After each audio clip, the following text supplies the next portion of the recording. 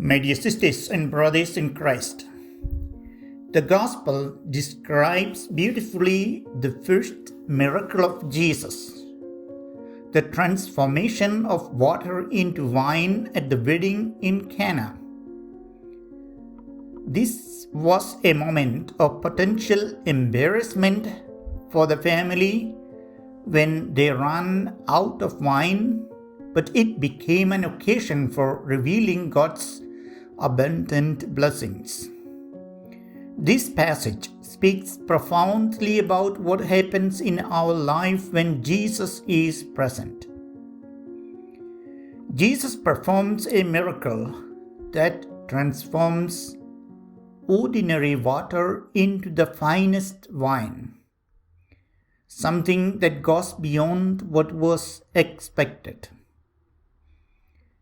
The wedding host had already run out of wine, an embarrassing situation in Jewish culture. But Jesus transformed this material shortage into an abundant blessing. He doesn't just create a small quantity of wine, but an overwhelming amount, about 180 gallons in total. This act signifies more than just meeting a physical need. It points to the generosity and the richness of God's love. Jesus' presence at the wedding in Cana is no accident. He was there to bless and sanctify the joy of this gathering, and through his action, he elevated the occasion into something sacred. The guests at the wedding were unaware of the miracle taking place right before them. But the servants, those who were willing to listen to Jesus and follow his instructions, were the ones who experienced the fullness of his grace. We can draw many lessons from this simple yet profound event. First, we learn that Jesus is present in the ordinary events of our lives. Often, we seek God in the grand moments, in times of crisis, or places of profound spiritual experience. But the miracle at Cana shows us that God is present in the ordinary, in the celebrations, and in the seemingly insignificant moments of life.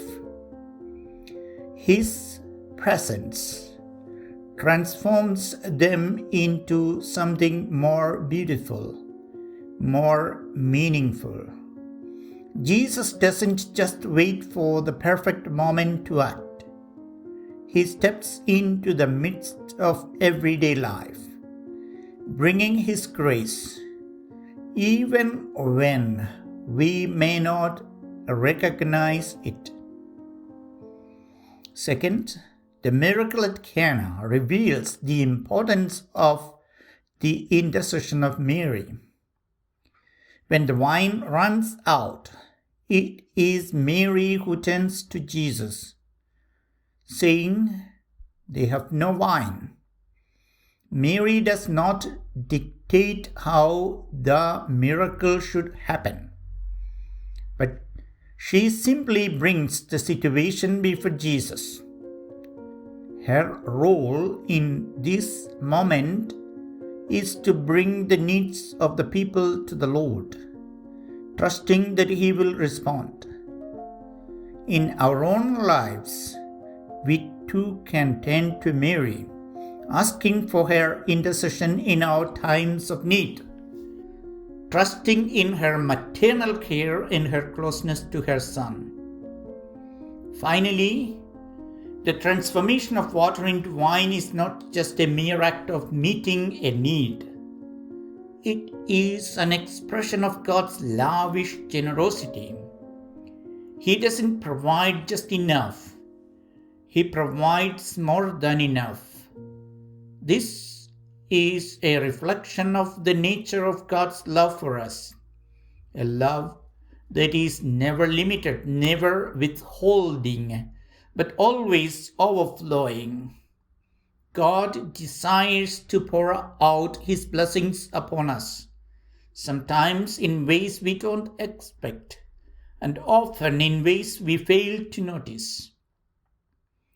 We are called to open our hearts to the fullness of God's love, not just in the big moments of our lives, but in the small and ordinary.